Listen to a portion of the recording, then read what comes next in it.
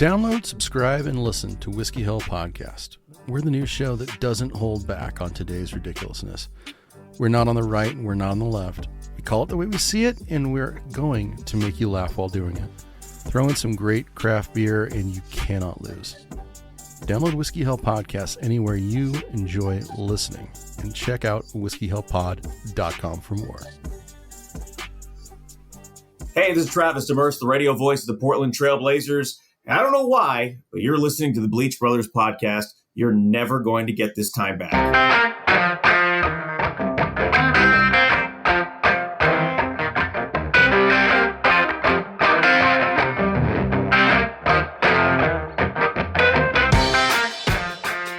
Welcome into the Bleach Brothers podcast. This is B-Word, and as usual, I am here with Jake, the non-communicator.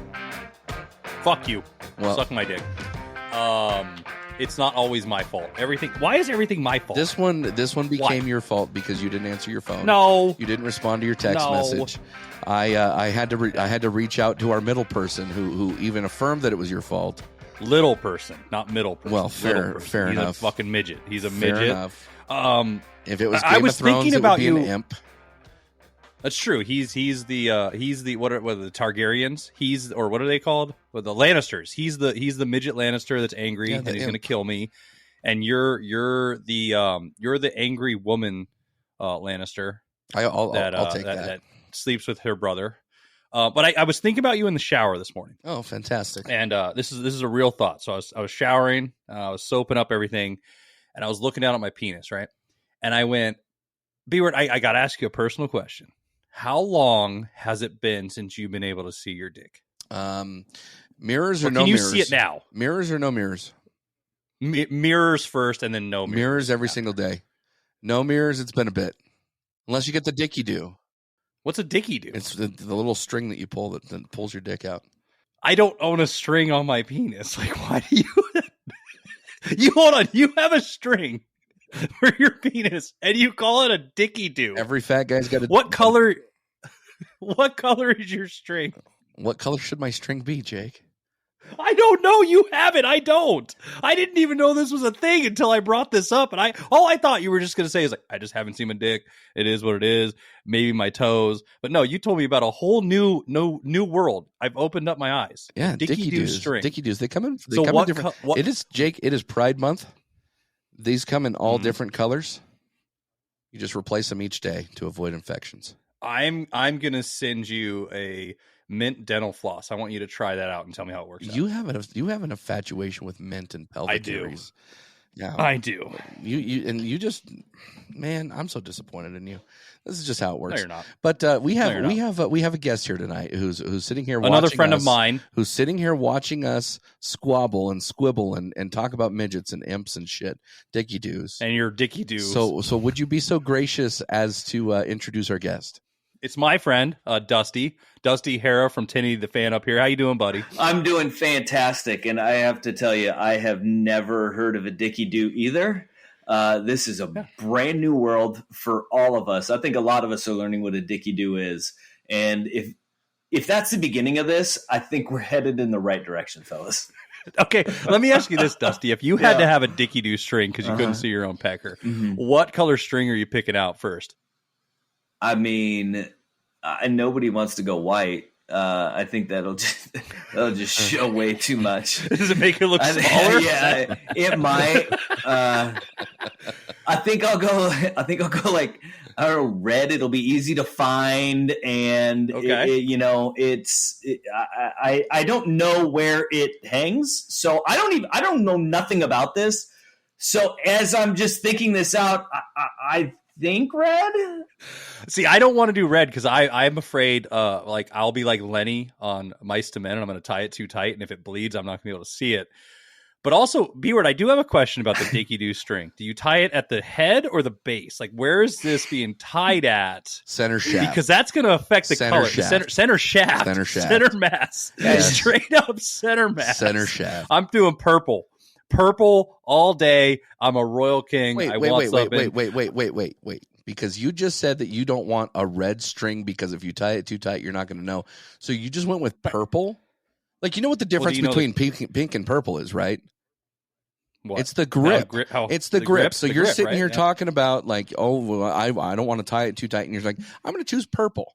Dude, you're going to lose half your dick and still have more dick than half the world out there. That's the whole point. It doesn't matter. My Dicky Doo string is dude, it's a hefty string.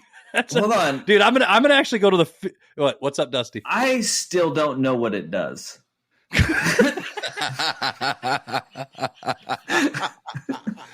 don't think Apparently, and maybe I'm wrong. Maybe I'm wrong. B-word, is it to lift the wiener or is it to lift the belly? It's to lift the wiener, I suppose. See, here's the funny part about this, because I heard Dicky Doo one time, and in my mind, I was like, that's an amazing invention. Like, if somebody actually had a Dicky Doo to be able to lift their dick, and, you know, like, I can't see my dick. Oh, Dicky Doo. Like, that'd be amazing, right? And here we are. We're 5 minutes into this bullshit, and we're, like, analyzing the Dicky Doo. Like, I feel like if it hasn't been invented, we actually need to invent it and really do multiple colors. My wife's my Dicky Doo. She gets it to lift all the time. I feel like your wife deserves more than just being your Dicky Doo. Probably. But guess what? She's my purple string. The grip is tight. It makes me lift up. I'm happy about it. It's like when you go shopping at a fishing store and you know you're not going to catch the big whopper, but you buy the 20-pound line to a fishing store. Because guess what, dude? You have to always brag about the greatest moments and make them seem like they're better than they are. That's life. That's life. It's like the fish you caught was this big, and now it's this big. Okay? So what I'm saying is I'm buying the 30-pound test line for my Dicky Doo string, probably only when I need the 5-pound test line. I don't even know where to go with that. So you talked about greatest moments, I guess. Let's just get right into it. I don't know how to transition this. So Dusty, welcome again to the Bleach Bros podcast. This is going to be an interesting episode for sure at minimum, but it sounds like it might even be interesting for everybody involved. What a start. What a start. I think it'll be interesting. That's a great way to put it. Well, I'm excited tonight because B-word, you came up with this rundown. I did. Actually a couple weeks ago, even before we were going to talk to Dusty. I mean, we've been in the talks with Dusty about getting him on the show because I'm a good friend of his, big fan of his. Love the stuff you're doing. We've had your boy Danny Meringue on, the Merengatang. A lot of people, Sprague, everybody from your studio. We love working with you guys. But sports, B-word. A lot of fucking sports tonight. You wanted to go sports heavy, man. I did. I had the idea that instead of like actually talking about NBA finals or you know the hockey finals, the real sport hockey, or anything like that we're in the season of right now, I really just wanted to talk just in generalities, but also in our own opinions, the best sports that we either remember or that we've been a part of or that we hold dear to our heart. And so the first thing on the docket right now is best sports to watch. Now, Jake, you actually came up with this bullet point here for the rundown. Talk to me about best sports to watch. Tell me where your thought process was on this, and then we'll shoot it over to our friend Dusty here. So essentially, I was looking at it like, what do I want to sit down on any day, any night, any time, and what sport am I comfortable throwing on and not having a problem with? And so I did a top 5, and you know me, they're always in order. But number 5 for me was golf. And I know a lot of people might say it's boring, but the best part about that is you can tell your family they have to be quiet because it's boring and you really have to pay attention. You can fall asleep and wake up and it's still going on. You still are caught up. So I enjoy that. The next one is curling, though. Oh, I love curling. Because I fucking love janitors on ice, brushing hard, making the disco hot, getting it to, I mean, you know, it's like watching your young grandparents like play fucking shuffleboard in Florida, but instead they're in Canada because they took the wrong vacation. It's a fun sport to watch. It is intense. So I'd say that especially because you get really pumped up. Like when you watch the Olympics, there are certain sports that you gravitate to. And I think that's my number 1 that I will always gravitate to in the winter sports now, especially following it more so. Number 3 is women's softball, though. I love women's softball for multiple reasons. Tight pants, big booties, hot chicks, screaming, singing, hitting balls over the fence, Dicky Doo strings, whatever else you want to call it. Oklahoma's killing it right now. I don't think they're going to win the the whole Dicky damn Doo thing. strings are a part of softball, guys. Well, if they aren't, they should be. But besides the point, softball is there's so much going. It's like watching baseball with more chatter, Action. and it's a lot of fun because We all remember like when we used to do the hey batter, like when we were young kids in Little League and yell all that shit. And this is allowed, and it's so much fucking fun. But these girls are intense. It's a great sport to watch. There's a lot of fucking action, like a lot of fucking action without a pitch clock and all the other bullshit. Number 2 would be, and I'm gonna. This might be a problem, B-word, but it's boxing and UFC, and mainly it's just fighting. Okay. And I think it's one of those things, whether you're betting on it or not, there's those cringy moments. If you're really going for somebody, like when they're like being pinned down or being punched hard, you're like feeling it and you really want to see them get it back. So that's probably an intense one for me. And then number 1, I think is easy for all the fans that know me. It's hockey. I love watching hockey. I think it's one of the greatest sports on the planet. And the fact that you can have so many damn overtimes and the game's not over, like, especially now that we have HD TVs. Because back in the day, I remember in the early 90s, we did that thing where we had the laser puck. Glow follow puck. the puck, and they tried all that bullshit, and it didn't work. And people are like, they can't see it. You can see the puck now. And if you can't, you haven't watched enough. But once you start following it, you start falling in love with the little scrums, the chirps, the hitting of the sticks, everything. Best sport to watch in all the planet for me. That's my list. Dusty, what's yours? All right. I like the softball plug, and a lot for the same reasons as I got my number 5. I like rugby sevens. You guys ever watch rugby sevens on, like, it'll be on like NBC Sports or whatever? There's just action all over the place, and you can watch it. You can zone out. I have no idea who the hell's playing, and that doesn't seem to fucking bother me. It's just action left and right. The games are quick. They go really fast. The dudes are just warriors. They're all bloody, and they don't give a rip. So rugby sevens is one for me. Number 4 for me is I can't watch regular season hockey, but playoff hockey is tits, man. It is so much fun to watch playoff hockey. I love playoff hockey so much. Number 3 is the NBA. The NBA can be a slog in December, but thank God we have football. But NBA basketball, to me, just the sheer athleticism, those guys, the way that they move, when you see 7-footers like Jokic, who looks like, the sad sack of shit just rolling around the floor, but he can outrun some of the best athletes in the world, and he can have behind the back passes, and he throws alley-oops. He's just an incredible athlete that looks nothing like he should be, or nobody like anything on the floor. I love the NBA because you have every type of athlete can succeed, whether you're tall, short. It is sheer athleticism. Number 2 for me is any prize fight. I mean, boxing is lost its luster over the years, but if you get a big boxing match, I'm in. I'm sold, hook, line, and sinker. It doesn't matter if it's heavyweight or flyweight. I don't care. If it is a big fight, I love that. And I think that when you get it and you're with the boys and you're watching just a fight, there's nothing better because the tee is very high and everybody is having beers. It's a great time anytime a prize fight. Number 1 for me is football. I just love it, whether it's college football, NFL. Hell, I even watch the stupid high school games that they show on ESPN sometimes before college football and the NFL start. I'm a sucker for the game. I love it. It's my passion. So number 1 for me is any sort of football. So you had me going with your list until you said NBA, Dusty, because I treat basketball like bad sex. Only the last 2 minutes matter. Black guys are better at than me, but that's besides the point. Prize fight. I'm glad that we both had a number 2 that was the same, fighting and stuff. And you said football is number 1, and we know football is king. But if you had to rank the 2, college or pro, what would you rather watch? College football. There's more variety. I mean, the NFL is.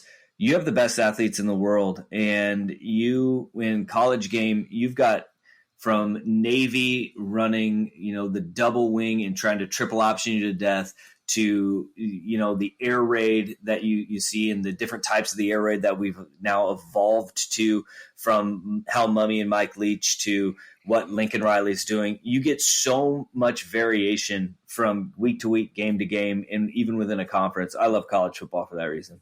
Nice. Now one more point on that. You love football. It's your number 1. How do you feel about the USFL and XFL? It is there. It's there. It's just one of those things. Like, like when you hear people, they're like, I love hockey. Like, I'm not going to say I'm going out and watching Russian hockey and Norway hockey and all that shit. So I feel you on that. But it is funny because it's one of those things like, I meet people all the time and they go, football's my favorite fucking sport. And then I go, oh, what do you think about that? They're like, and it's just like that head shake. Like, yeah. Okay. Here's the thing. I treat the USFL and the XFL like you talked about golf. Like, that is the only type of football that I can turn on, take a nap, wake up. I don't give a shit what happened. It doesn't matter what happened. It's still on. There's green grass. That is the way I treat that, like golf. But I loved your golf at 5 because that is one of the sports that it's the best snapping sport around. It's amazing. Yeah, that's where I was going to start my top 5 was with golf, because I do think it is the only sport where whispering is so common that you can sleep amazingly. And I've tried to sleep to soccer before, and for the most part, you're doing okay until somebody gets a goal, and then they all scream goal, and now you're waking up to that. So I do think that that golf makes my number 5 here. Jake, you brought up curling. I didn't even think about curling, so I'm stealing curling from you.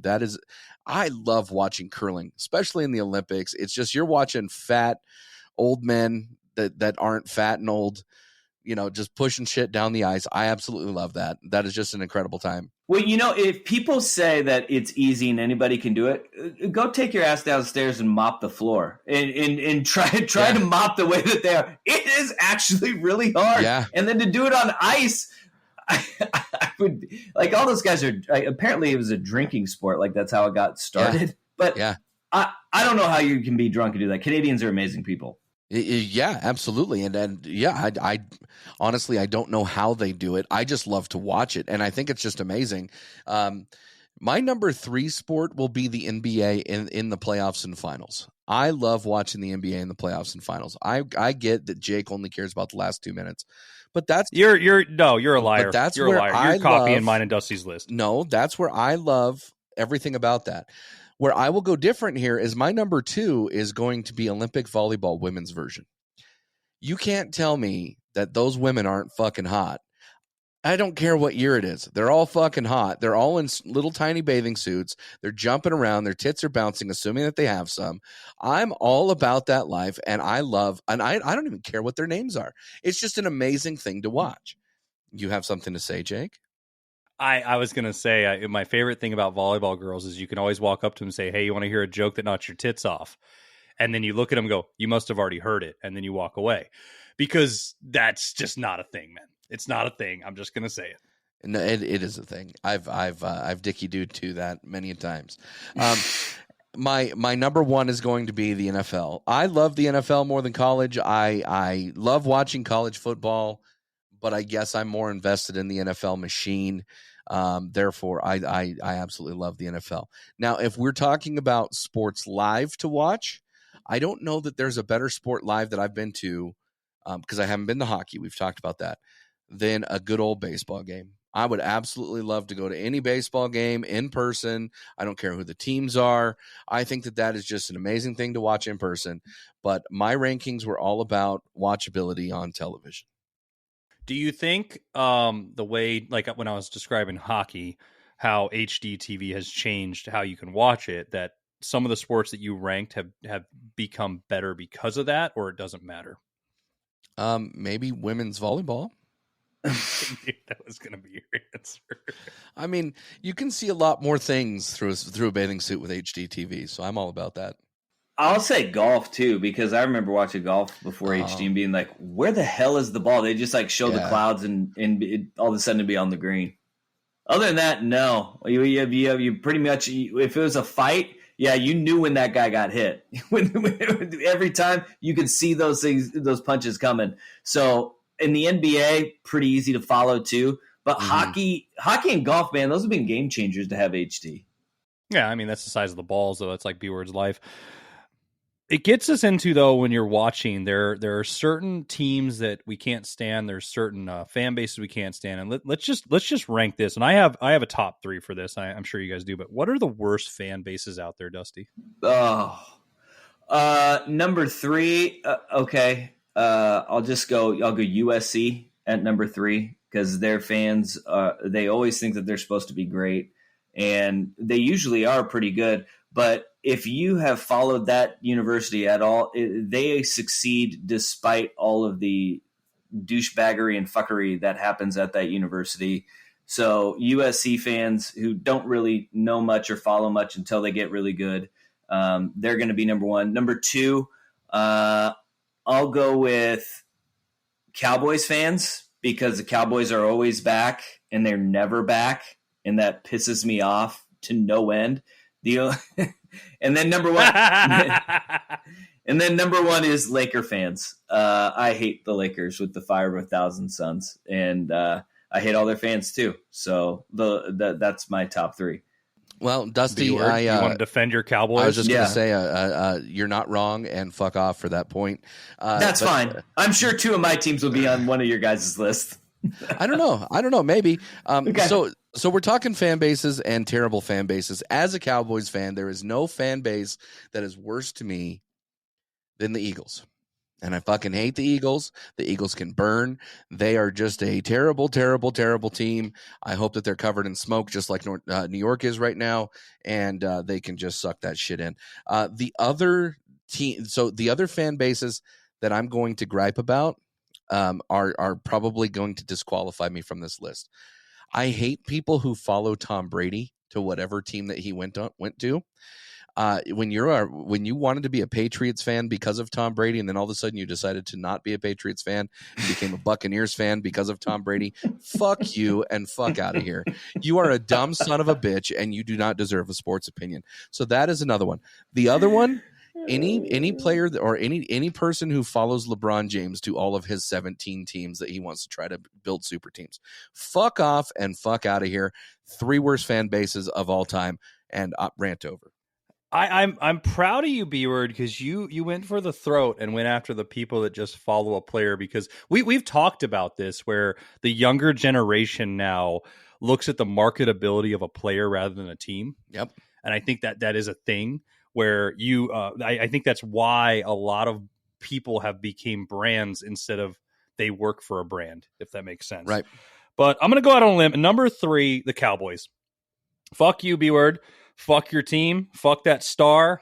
Fuck everything it stands for. I hope those dem boys never do a damn thing. I'm not even a fan against you anymore. It won't. But I know that's the best part. The best part is you guys are always so good. You're always so, and it's your fucking year. And Dak's not going to choke. And then we're going to make it. And then like you hold on to how many damn trophies you have close to the Steelers. So fuck right off with that. Number 2, the Golden Knights. We all know me. FTGK for life. Fuck that fucking team. I hope they never get a cup. They never lift Lord Stanley. It might happen this year. You don't put slut dust on a hockey jersey. You don't fucking name a team in Vegas after some bullshit Excalibur experiment down the road. Your fans don't know what icing is. I mean, it's just a bunch of fucking jabronis that have no idea what an ice sport is. And you want to tell me you created a team and all of a sudden you're there? You blow up a fucking casino if you don't like it. So get the hell out of here, learn the fucking game, and move on. Number 1, the Oregon Ducks. I hate that team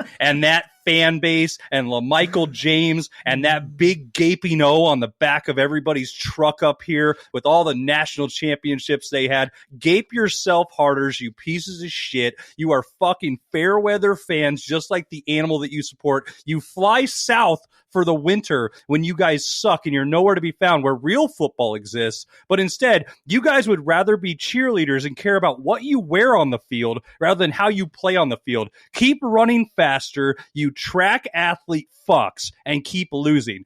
Fuck the Oregon Ducks. I hope they never get a national championship either. You know I am very passionate about this part, Bjorn. This is my favorite part of the rundown. So, yeah, I did. In fucking college. I don't even care. I loved that duck. But every other duck after that, they could fuck right off. I was so happy when you put this on the rundown because I was going, Dusty's coming on. He knows my passion. He knows how I feel about things. And I'm going to go off for like 20 fucking minutes. Yeah. So, the Cowboys suck my dick. The Golden Knights suck my dick. And the Oregon Ducks suck my dick twice. I'm not going to lie, man. This is not a great time for you with the Golden Knights being good. Oregon's pretty good. Their Ducks are in the super regionals right now. Cowboys seem to be getting things on the right track. It must be tough right now. I have so many people calling to ask me how my heart is doing. I know it's not a joke because you've known me for years, Dusty. Oh, I am worried about you. And there's so many people that don't understand the passion behind it. But seriously, forever, the Golden Knights, all of them, they can all die. I don't care. Yeah. Kill it That's with gotta fire. be tough, especially when they're just pumping the Panthers right now. Oh, dude, they're pumping those cats hard. So speaking of pumping, Jake, what is the worst sporting event to go pee at during a break? So I had a long thought about this. I drank a lot of fluids and took a lot of piss breaks, okay?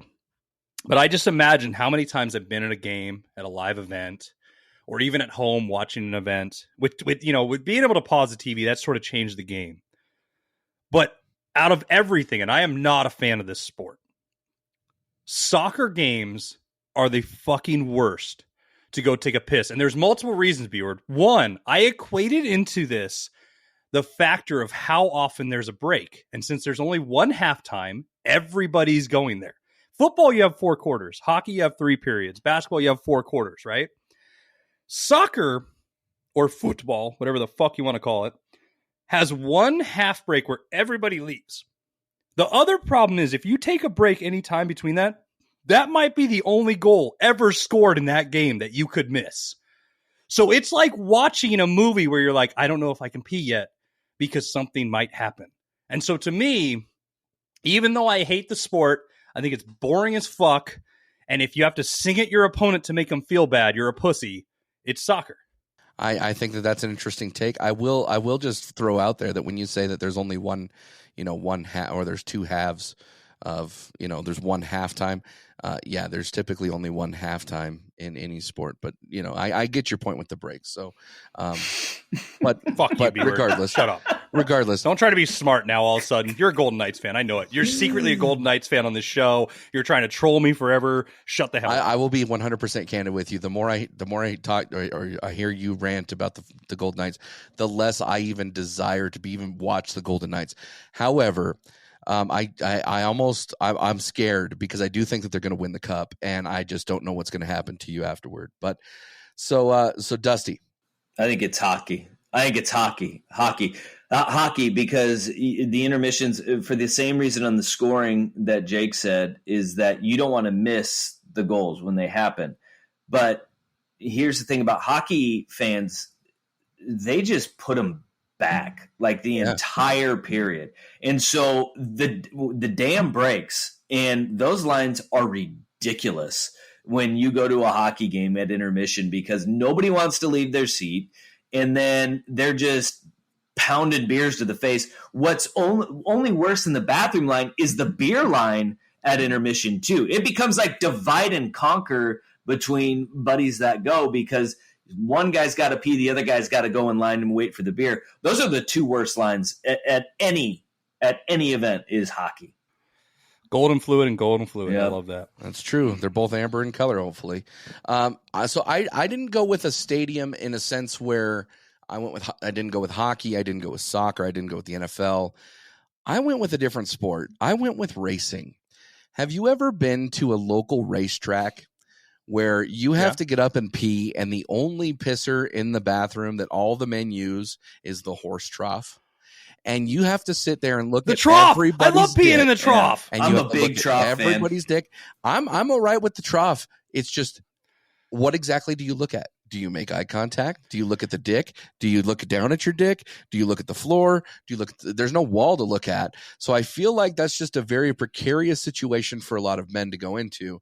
And for me, I'm it's not the gonna horse lie. trough. If there is a big string hanging down of anywhere, like a Dicky do that this show started with, like I can't not look. That is unavoidable. So you usually don't. You just look straight ahead and look through the wall. But I mean, there's some things that are unavoidable. Thank you, Dusty, because I was about to ask B-word, how many times your Dicky Doo string fell in the fucking trough, bro? Dude, is it? I know it's been at least twice in your life you've had a Dicky Doo string, and it taught you to cut it shorter, didn't you? I still don't think this is a thing. It's still not a thing. It's still not a thing. Yes, it is. So what's the worst part about a horse trough? Is it actually peeing across from people? Have you guys ever done that? No. So I remember as a kid, there used to be a racetrack where I grew up, and you'd have demolition derbies, you'd have, you know, the I forget what they were called, the midget cars or something like that. You'd have all these different things. And the bathroom had a trough in the center of the bathroom. And you weren't peeing toward the wall. You were peeing toward the person in front of you. And to me, that was the most weird pee at a stadium that I've ever done, because again, I don't know what to look at in that scenario. So, but regardless, I feel like I'm a confident man during that. I would look you in the eyes across the top. I feel like you would. That is so weird. There's nothing wrong. No. Here's the thing. All right, Dusty. Let me ask you this: what if we were peeing across the trough at each other, right? Just like we're looking at each other now. Would you rather me look at your dick or your eyes? No, you just look up. Look up. No, I'm asking. You have a choice. It's dick or eyes. Dick or eyes. Which one are you choosing? Oh, you got to pick one, Dusty. There's no getting out of this one. There's no dot. There's no death. The 2 eyes? There's no. I would say eyes. I'm going eyes. And eyes. Okay. Yeah, we're just gonna lock eyes, and it's gonna be real awkward. So let's say I lock eyes with you. Are you doing it like a panther back then? Are you like full force? Like, all right, I'm gonna lock eyes with this motherfucker too, or are you just gonna be like, okay? I think I have to. I think at that right. That's a power point, move. I have to. You have to assert dominance, right? Yeah, I mean, it's like your primal instincts kick in, and then it becomes, all right, who's gonna flinch first? Like one of us is gonna finish and walk away, and at that point, you're committed. Now, here's the thing: is if it's circular and it's all around, if like both of you are looking across right at me, I don't know what I do then. I don't know if I bounce back and forth and I just am. I don't know if I just try to like look between you guys and hope that you guys think I'm looking right back at you. I don't know. Dusty's going to be staring at my wet string. That's a real sticky situation there. Yeah, I don't know what's worse, the trough where you know the guy's looking where it's just a single trough forward and he's looking at you at the side, or the guy across the way looking at you. Because I feel like the guy across the way, he has no choice. But the guy that looks down and at you while he's next to you, to your right or left, that's the problem for me. Like, don't talk to me about the weather. You know the etiquette. Like, there are unwritten rules of the bathroom, and I've broken them before. I've broken them. One time, I was at a B-Dubs bathroom. I had a little too many beers, and there was a UFC fight going on. And we all know at Buffalo Wild Wings, they have the TV in the urinal. My urinal TV was not a good sport. So I leaned into the other urinal and watched while I peed in mine. And the guy goes, "Excuse me." And I said, "No, excuse me. I'm trying to watch the fight." Unaware that I was really in his personal space. I should have been punched in the face. It didn't happen. I got to finish the fight. I got to finish my pee. It was a good moment. It was a learning experience for me, too. But I like how you say, "Oh, I did this one time." Yeah, fuck off. This is a regular thing for you. And you don't even need to be beers deep in this shit. You're just like, "Oh, excuse me. Can I shake your dick for you? I'm Jake the Hater." Yeah, Jake the Hater. Yeah, I'm Jake the Masturbator. I'm Jake the Tailgater, whatever you want to call me. Fantastic. All right, boys. So what is the best sporting event you have ever watched, whether it be in person, on television, pay-per-view, whatever it might be? Jake, I'm going to throw this over to you. Best sporting event you've ever watched, period. Live, college of 2003. I don't know which for sorority house it was. The sororities are the greatest, but it was Jello wrestling with all those cheerleaders. That was a great time. Midget wrestling would be number 2. That's always a fucking blast.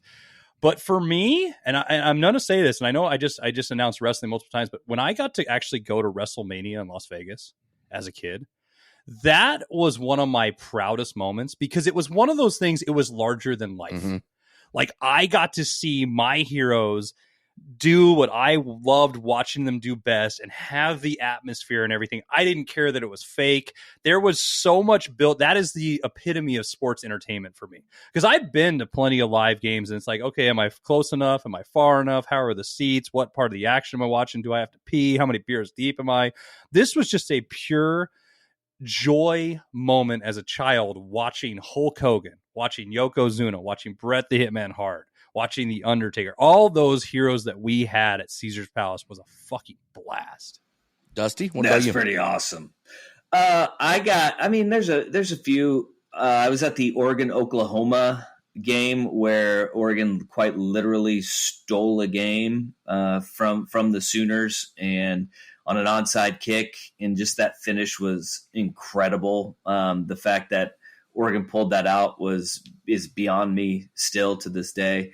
And I'll never forget like looking at Adrian Peterson afterwards, and I thought he was going to rip somebody's head off. It was the most upset I've ever seen a person live. And then I went to the Game 3 of the World Series in 2017 between the Astros and the Dodgers, and I'd never been to a World Series environment.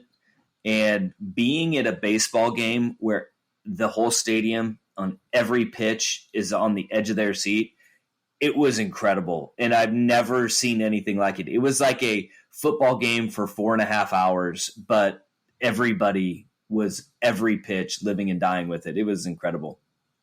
Does it make a difference, Dusty? Because I know the Astros are your team. Yeah. If it's your team in it, rather than like let's just say you went to a World Series game, is there a different level to that?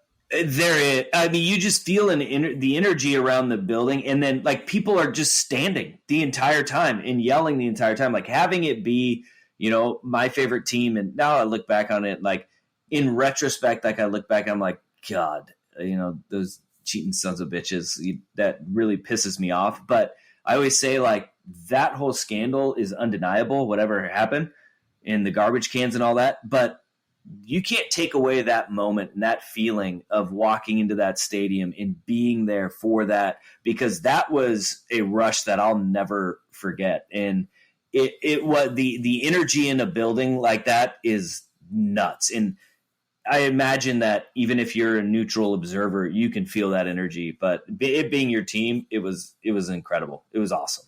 That's pretty awesome. I have an experience similar to that, Dusty, but it's not with Major League. It is with minor league baseball. And where I live in Northern Nevada, the Reno Aces actually had a championship team and a championship year. And we actually had box seats we had a full-on suite for a game, and it got rained out. And so they ended up replacing the game with Game 4 of the championship. And that was the game that they solidified the whole championship and the whole works. And so having a box suite right over home plate, granted minor league environment, but the entire stadium was packed. It was such a beautiful event to be a part of, just because I will probably never be in a position to be in a box suite at the World Series. Like, let's just be honest, right? Yeah. So you take a miniature scale of that, and I'm in a box suite. Fuck yeah, I'll take that all day long. And then Jake, similar to you, I remember going to my very first WWF. It wasn't a televised event, but it was a road event where I got to see Hulk Hogan for the first time, and probably the only time, actually, come to think of it. And he was fighting Ric Flair. I think it was Ric Flair at the time. And it was just a wonderful event where I was flabbergasted, because at the time I didn't know that it was fake. It was a wonderful thing where I remember standing on the folding chairs with my dad, cheering my fucking ass off, and I just thought it was really, really cool. So both of you guys, I actually had talked about teams that I had witnessed take the championship, like the 28-3 Patriots, probably one of the best games that I've ever watched, especially with the comeback. But live events, those two are probably the closest that I can get to some of the best things that I've ever witnessed. The biggest bummer in my life is that I only went to wrestling one time when I was a kid, and Hulk Hogan got hurt and didn't perform that night. And then the state of Oregon went on there, like they had a rule that unless you test for performance enhancing drugs, wrestling couldn't come here for the longest time. Right. So literally I was like from 7 years old until I was an adult, wrestling did not come to the state of Oregon. And the one time that I went, the Hulkster wasn't there. That was like crushing to my soul. It's one of those things too. Like I joke about it that I don't watch it, and it's one of those, I'll tune in like every now and then. I'll be flipping through channels like, what's going on? Okay, that's why I don't watch it anymore. But it's almost like a pastime or a rite of passage for, I feel like, a certain generation of us guys, of what we grew up with, what we jumped on the trampoline and pretended like we were who we were. And it's a relatable topic with everybody who's into sports or not into sports, where it's funny, like you can talk about how much you love the realism of the game and everything, but we all go back to a fake sport. I just find that interesting. That it's one of those things. It brings a lot of people together. But well, it's everything about like being like. There's something about little boys too, and being like when you're a little kid and you just like thrive on running into stuff and wrestling and beating each other up. And then all of a sudden you see like these roided out monsters with the biggest personalities in the world cutting promos, and you're like, it attaches to every single sensory, overload that you want as a kid. And for like little boys, especially, like I got a little meathead running around here who's 6 years old. Like that is him to a T. Like he will go off the top rope at any moment. And it's like, inherently, it's just like inside of us, and it brings all the best of it out because you're like, that's a grown ass man doing that. That's badass. That is badass. Well, with that, boys, let's take a real quick break, and we'll be right back. Bleach Bros podcast is proud to align itself with Jerky Pro, a beef jerky manufacturer established by military and paramilitary veterans. Available in 3-ounce or 1-pound bags with great flavors such as honey glazed, teriyaki, red hot, apple cinnamon, original, peppered, sweet barbecue, and if you're ballsy enough, nuclear. Be sure to use our promo code to get some of the best jerky on the market. Use Bleach Bros 5, all lowercase, to take advantage of this offer today. Welcome back to the Bleach Brothers podcast. This is B-Word, and I am here with Jake the Hater and our very special guest, Dusty, and we are going to talk about some of the best teams overall, all time, any sport. Dusty, I'm going to throw this one to you, my friend. What are the best teams in your opinion? This is like an impossible one. This is so hard because like you go through it, and I think I got a little mix of everything when I was kind of thinking through this, of teams that were just actual teams and then just dominance and just trucking over everybody. I think like number 5 for me is the 03-04 Pistons. Rip Hamilton, Chauncey Billups, Rasheed Wallace, Tayshaun Prince, Ben Wallace, Corliss Williamson coming off the bench. You got the gentleman sweep of the Lakers, which always gives me like a little extra because that was supposed to be this unbeatable Lakers team. Like those that 2003, 2004 Pistons teams like embodied what it was to be a team and everybody buying into your role. And I love that team. But number 4 for me is a team that I don't think gets enough credit of being even the best team in its franchise's history. But thinking of the 1994 San Francisco 49ers, Steve Young, Jerry Rice, John Taylor, Ed McCaffrey, Brent Jones, Ricky Williams, Ken Norton, Gary Plummer, Deion Sanders. Like that team was loaded. Like every single position was just stacked top to bottom.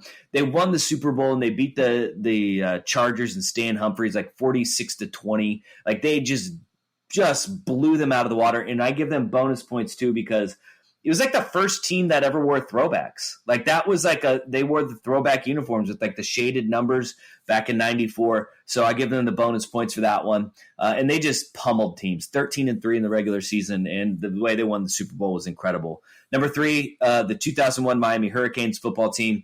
They outscored their opponents 517-117 that year. And against they played like 5 top 15 teams. And I think they outscored them by over 200 points. Top 15 teams. They just boat raced everybody. They had 17 first-round picks, 38 draft picks overall. The 01 Hurricanes were just an unstoppable force. Number 2, 95-96 Bulls, 72-10. Don't mean anything if you don't get the ring. Jordan, that team was awesome. They actually set the record and then won the championship for regular season wins and then won the championship. And then number 1, like, I hate the Yankees and their insufferable fans, but the 1927 New York Yankees, Murderers Row, you had 6 Hall of Famers on one team. They won 71% of their games. They won the pennant by 19 games, swept the World Series. Like, how do you just sit there and not say that's one of the best teams to ever do it and the best team to ever play team sports? Because, like, top to bottom, it was loaded with not just, like, fringe Hall of Famers, like, bona fide, legit, best at their craft and best in their time. So 27 Yankees, even though I hate to do it, they really are. They're the best. You got to give them their credit. You got to give them their credit. Jake? Yep. I hated this part of the rundown. This was the worst one for me because I had to go through like a lot of thought processes. One, I knew Dusty would blow me out of the water with like actual factual stats and like, watchability. I knew you, B-Word, we're going to have a really good list. So I tried my hardest. I'm going to admit this. So the first one on my list is the 77 Canadians for hockey. Mm-hmm. They went 68-12. They didn't lose many games. Really good. Here's the problem with that. I never watched them. Like I can watch highlights now. And that was a thing for my list is like, I was looking at teams like the ones that everybody talks about, like the 72 Dolphins, not on my list, but like teams that I didn't really get to watch play. I don't really necessarily like to throw them on there, but I have to give them that credit because everybody else on my list is something that I got to watch and see. And so for me, it was funny. Dusty said the Niners because I picked the 93 Cowboys. Because for me, it was I had to watch people see Emmitt Smith, Michael Irvin, and Troy Aikman. I mean, we all remember those when that was during like the Looney Tune phase too, where they had the shirt where Bugs Bunny was Troy Aikman, Emmitt Smith was Taz, and I don't know who the fuck Michael Irvin knows, but he was one of those fucking characters. And it was just one of those things. That was the team for me because I had to hear it from my best friend B-Word. I had to hear it from my grandpa. I had to hear it from everybody. I didn't live in cowboy country, but all of a sudden they were all fucking there. And they were a really good team. And I'll never forget watching them play and just go, damn, like they're going to demolish and win this whole year. And they did. Next for me is the 2019 Tiger Woods. When he won the Masters, that comeback was one of the greatest feats that I got to watch in golf. Because it was one of those times where I think we wrote him off after all his scandals and all the bullshit and all the things he went through. But watching him play in the Masters that year and have that comeback was just incredible for me. And I know it's not a team, but it's a sporting event that I got to see somebody at the top of their game and achieve something that not a lot of other people have. The next one's the 03 Patriots. I know they didn't finish it out and they didn't win the Super Bowl, but how good they were that whole fucking year. And they lose by one play, essentially. I got to give them their due on that. And then the 96 Bulls. I mean, that to me, I think will be the echelon of what I'll always look for in a championship team. Not just because you had the greatest player in the world, not because you just had the greatest staff in the world, not because you went so many damn times, but it was just a feat to watch. It was just, I felt like when you watched the Bulls play that year, there was no doubt. Like, and there has not been any sport in my mind that I've ever watched again with a doubt, like looking at going, that team's going to win it all. If I was able to bet back then, I would have threw all my money at the beginning of the season because there was no way they were losing. No way they were losing. And that to me will be the greatest team forever. I agree with that. That actually made my number one, to be honest with you, was the 95-96 Bulls. I was the quintessential. You could probably call me a bandwagoner in the 90s because I was a Bulls fan and a Cowboys fan. While the Bulls I watch from a distance, the Cowboys are still my team. But the 95-96 Bulls were fantastic. As a matter of fact, my best friend at the time was a Jazz fan. His family came from Utah, so it was such a good battle for us to go back and forth with. So that's my number one team. Like you, Dusty, I also have the Yankees on here, but it was really hard for me to go back to Murderers Row because it wasn't something that I had watched, and it wasn't something that I had even watched any reruns or documentaries or anything else on. But I did choose the 98 Yankees. The 98 Yankees had one hell of a season. They had Derek Jeter, Paul O'Neill, just a great fucking team. They scored a league-leading 985 runs that year. They just blew it out. They deserved it. They earned it. I'm not a big Yankees fan either, but I thought that was a great team. I know a lot of people, when you start thinking about the greatest teams of all times, will talk about the 72 Dolphins. And while I'm going to give the 72 Dolphins their flowers, they went undefeated. They won the championship. I think that's great. I do think that the best team in the NFL in any decade was the 85 Bears. The 85 Bears had the craziest defense at that time. They went 15-1 in the regular season. They allowed 12.4 points per game. And it was just one hell of a dominant team. They ended up going on to win the championship as well. And then for all of the greatness that Wayne Gretzky is, I remember initially Wayne Gretzky, my very first memory of him was on the LA Kings. But in learning more about Wayne Gretzky, the Oilers, the baby. 84-85 Oilers were just a dominant team.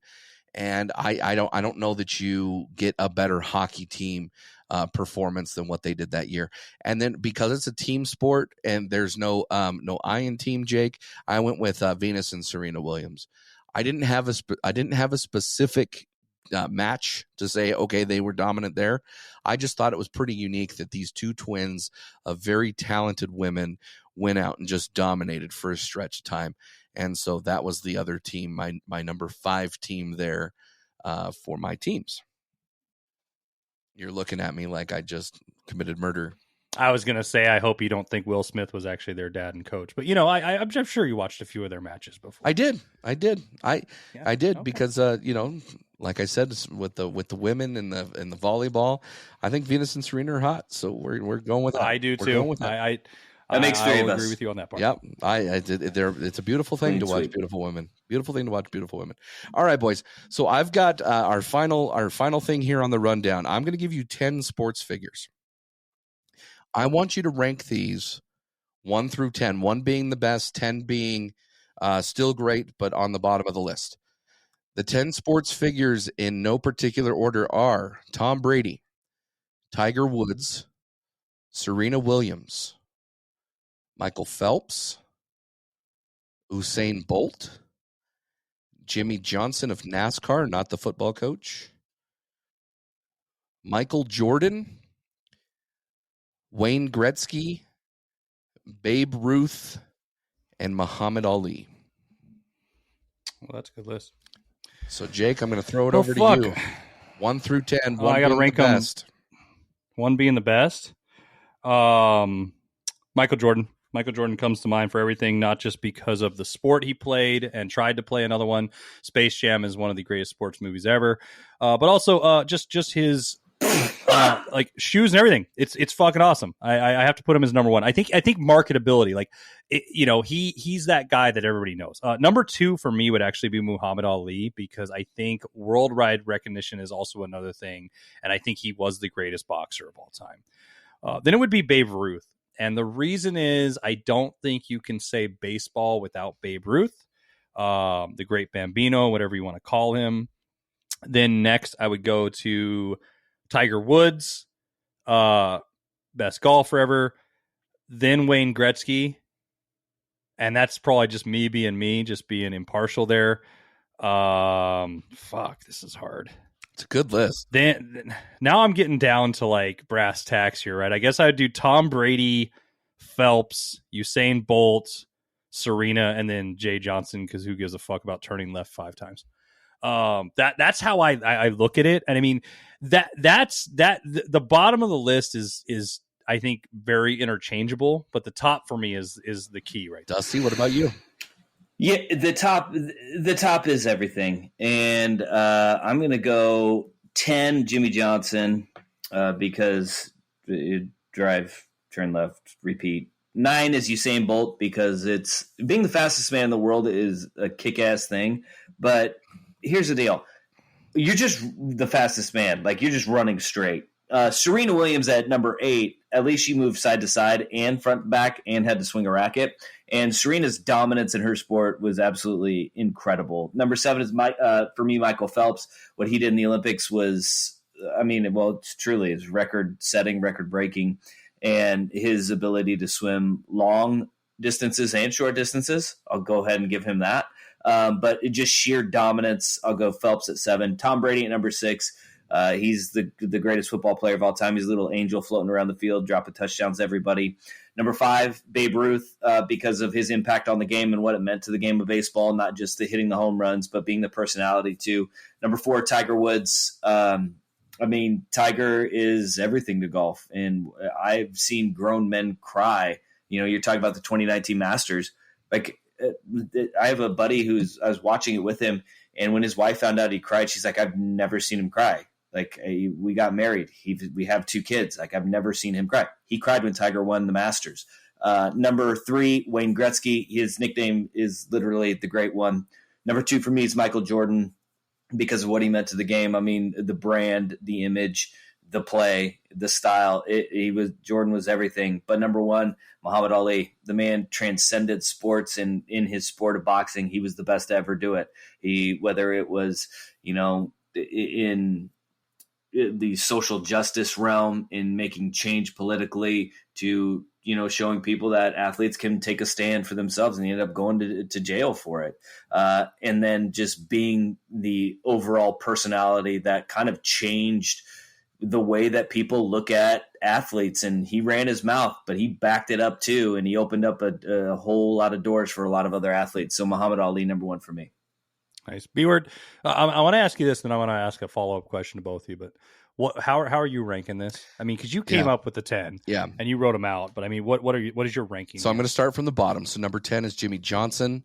For everything that you guys said, it's really easy to turn left. I mean, I don't want to minimize NASCAR at all, but minimize it. It's okay. It's one of those things. I'm also going to go with Usain Bolt. I respect his talent. I think that he earned everything that he got. I'm going to go with Michael Phelps next. I remember watching Michael Phelps. He was it was amazing to watch him and watch him achieve everything, both individually and collectively with the team. Serena Williams is going to be my next one there. And then we've got Tiger Woods. I'm going to drop him down a little bit. And that's probably going to upset some people there, but that's okay. Tom Brady. Then I'm going to go with Wayne Gretzky, Babe Ruth, Michael Jordan, Muhammad Ali.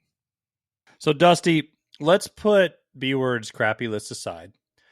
And if you were like me, you probably made your own list. If you just had to do top 5 athletes just in your mind of the best sports figures ever, like what are your are 5 coming from this list, or do you have your own list? No, I only had one. If I were to make like one amendment or change, I would probably put Bo Jackson in there. Bo Jackson. Oh, that's a good one. Bo Jackson, in my mind, it would be like number 3 right behind Jordan, just because of, Bo did everything, man. You want to talk about the greatest sports figures. He was what every kid dreamed of being, a professional football player and a baseball player. Where does he compare with Dion, though? So you remember there was a time when Dion was playing in the NFL championship and the World Series, and he was juggling both sports. And arguably, he had a more successful career. I love Bo Jackson, and I'm not trying to take anything away from your pick there. I'm just curious, in comparing those two individuals, why Bo Jackson and not Dion? Because in my mind, like with Bo Jackson, if he didn't get hurt, he would have been a Hall of Famer in both. Mm-hmm. Like Dion is a Hall of Famer; he's the greatest corner to ever play. But he was a good baseball player. Like Bo could have been a Hall of Famer in both fucking sports. It's incredible to think about. That's a good point. B-word, to answer your question, do you remember Tecmo Bowl? Yeah.